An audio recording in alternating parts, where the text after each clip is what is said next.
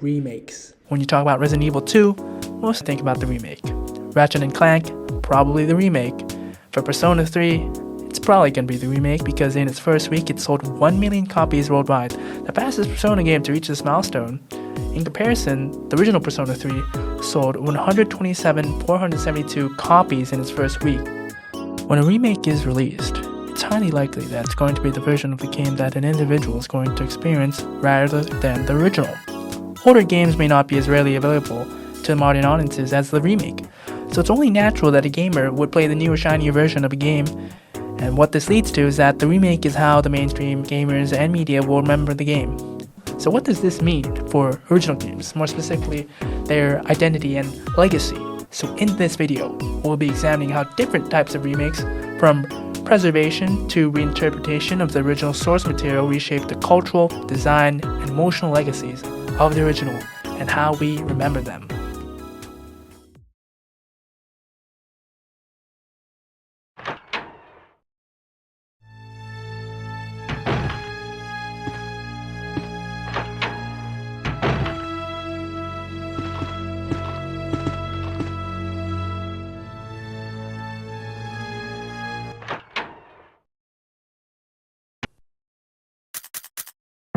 Resident Evil.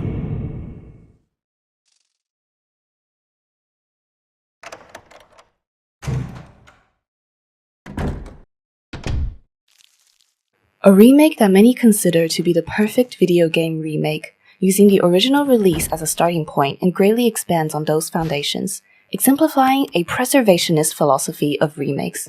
Culturally, the original 1996 release established itself as a staple in the survival horror genre, but the outdated visuals and stiff acting may have alienated many potential newcomers. Oh, Barry! That was too close. You were almost a Jill sandwich. You're right. Barry, thanks for saving my life.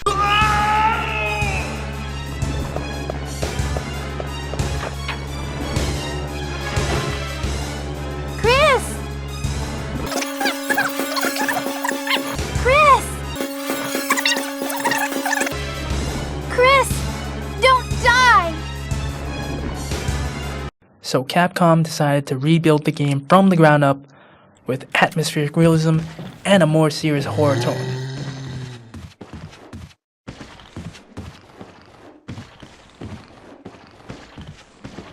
This not only renewed interest in the series, but it elevated the cultural legacy of the original, reframing it as this foundation for this remake rather than just a clunky relic of the past. The remake's triumph later encouraged reinterpretations of RE2, 3, and 4, which were all mostly critical and financial successes, looking at you Resident Evil 3, that further pushed Resident Evil to a wider audience. From a design standpoint, the remake refined the original in every single way possible.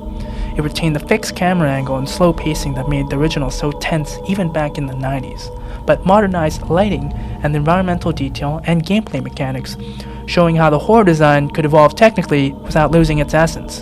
The remake cemented the design legacy of the original, validating old mechanics as timeless rather than obsolete. So without this remake, more people would have believed that the design choices of the original were just due to technical limitations and could not work in a modern game. Emotionally, the Resident Evil remake deepens the sense of horror from its predecessor.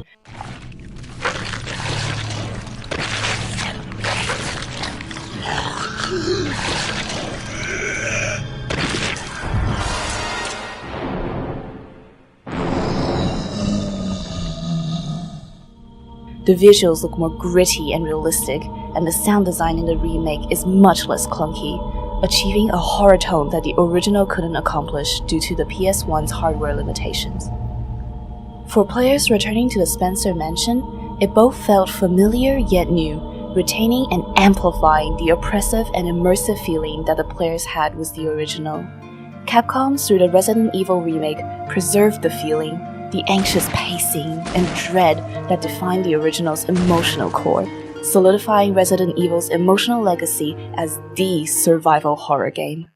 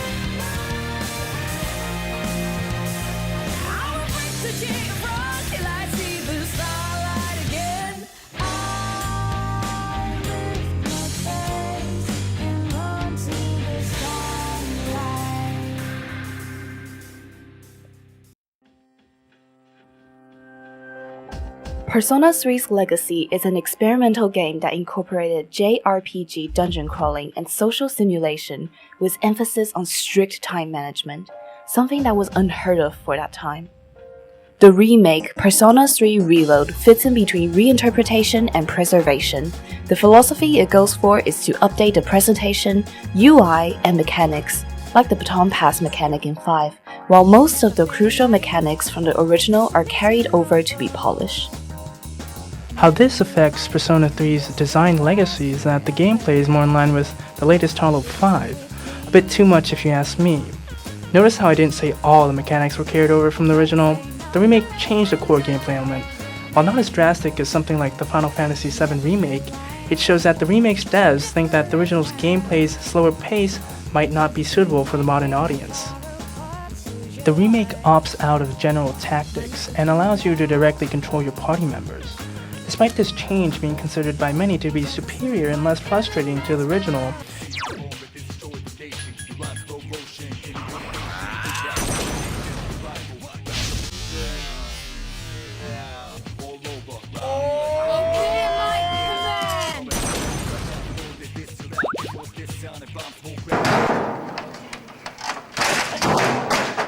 it seems like that the pursuit of streamlining this gameplay causes the remake to lose part of its original identity. It really comes full circle.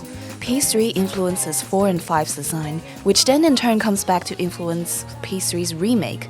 The original's emotional legacy had transformed. The story, the melancholic dreamy feeling, and the existential themes are softened by the cleaner feel the remake goes for, despite the story remaining largely untouched. People who experience Persona 3's story for the first time by the remake will remember a smoother version of the experience rather than the raw edge of the fading original. Fade.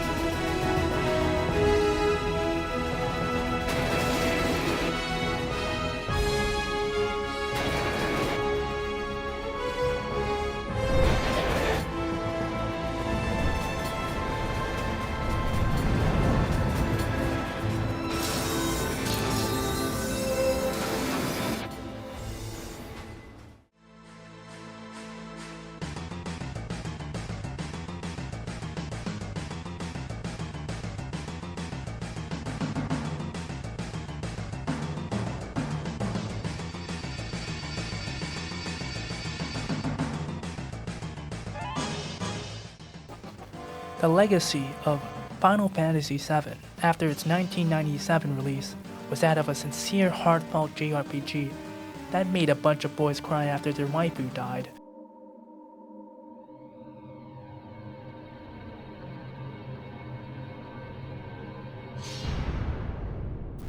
It's a game that means a lot to millions of gamers worldwide, and the act of confronting the legacy of FF7 by interrogating its story and core gameplay is courageous. From a design legacy standpoint, the remake only takes inspiration from it, shifting the genre from turn-based combat to hack and slash with some key elements from the original like ATB, materia, and limit breaks, which have been repurposed to suit this new combat style. By changing a core part of FF7's identity, it suggests that, at least in the minds of the devs, the original's turn-based combat is outdated. If the genre shift wasn't enough, the remake complicates the original's emotional and cultural legacy. The remake does commentary on the act of remaking video games through the whispers. Whispers are a new addition to the remakes that serve as not-so-subtle stand-ins for fan expectations. forcing the story to progress as the original did when things diverge from the original story. But still, there are some things that happen in the remake and the whispers do nothing about it.